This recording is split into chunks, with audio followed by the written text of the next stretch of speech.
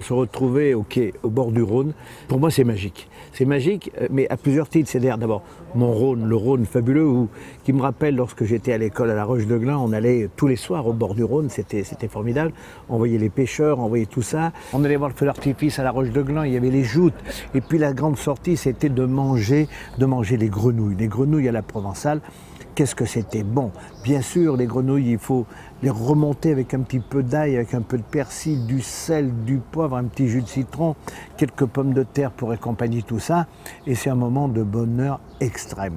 On termine le repas après les grenouilles et la pêche melva. La pêche melva, pourquoi? Vous savez, Auguste Escoffier, qui était un très grand cuisinier, qui œuvrait au Carlton à Londres, il était très épris de cette cantatrice Nellie Melba, qui était une Australienne qui était en concert à Londres. Et là, il lui a créé ce dessert, un dessert d'été avec toujours les produits de chez nous. Une belle pêche jaune pochée, un peu de fraîcheur, de la glace vanille, un petit coulis dessus de framboise, de la chantilly et des amandes grillées comme ça qu'on met dessous. Bon, là, on amène une petite touche de couleur. À l'époque, il n'y en avait pas.